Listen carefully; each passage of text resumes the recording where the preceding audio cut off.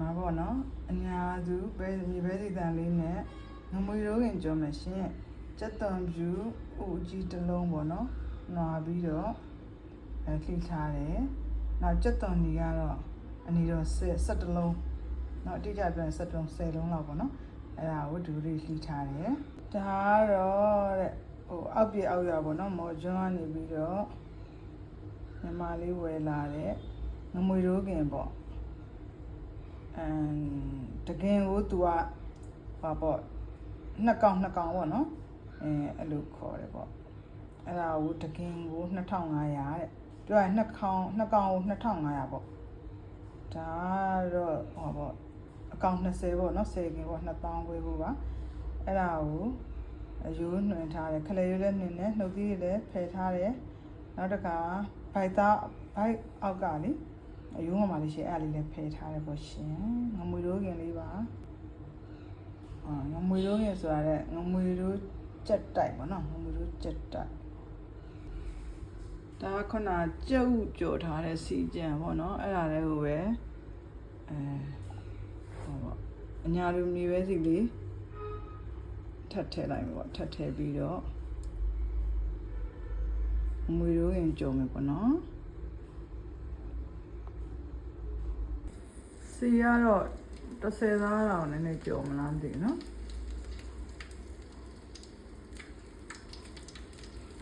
15ကျပ်လောက်ရှိမယ်ခဏလှီးထားတဲ့စက်သွန်အဖြူနဲ့အနီကိုထည့်လိုက်တယ်ခဏလှီးထားတဲ့စက်သွန်နဲ့အဖြူအနီထည့်လိုက်တယ်စက်သွန်အဖြူအနီထည့်ပြီးတော့စနင်းလေးထည့်လိုက်တယ်ပေါ့နော်ခုနစက်သွန်အဖြူအနီကဟိုပါပေါ့နော်စီချလိုက်တော့နည်းနည်းကျုံသွားတယ်ဆိုတော့ဒီငကြီးစက်တိုက်ကိုလေတဝက်ပဲထည့်အောင်မယ်နောက်နေ့မှတဝက်လုပ်မယ်ပေါ့လေဒီလိုလေးပေါ့နော်ငကြီးကိုတဝက်လောက်ဘူးတဝက်လောက်ထည့်လိုက်တာပါရှင်ဒီမှာပေါ့တဝက်လောက်ချမ်းတော့နော်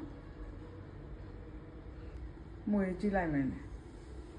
မွေကြည့်လိုက်လို့စက်သွန်နဲ့ငကြီးအနီလိုပဲဆိုတော့ထပ်မထည့်တော့စက်သွန်များအနေနဲ့ထပ်ထည့်ရမှာပေါ့နော်စက်သွန်နဲ့ငကြီးချက်တဲ့နဲ့အနီလိုတော့ပဲနော်စက်သွန်လေးတွေကိုနည်းနည်းစိုးနေချိန်မှာထည့်လိုက်တာပေါ့6ကြီးဖြစ်တော့မှာဆိုလို့ပြီးရင်ငါပြိုင်လေးချုံမုံလေးနည်းနည်းထည့်မယ်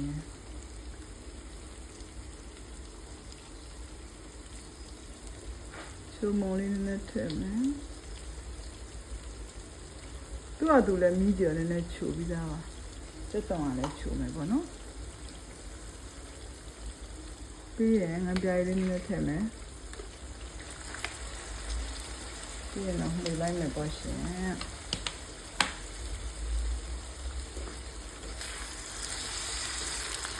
အဲ့လိုလေးလှည့်မယ်နော်အဲ့လိုလေးပေါ့နော်စီတော့နည်းနည်းများသွားတာပေါ့ဘာလို့လဲဆိုတော့အကုန်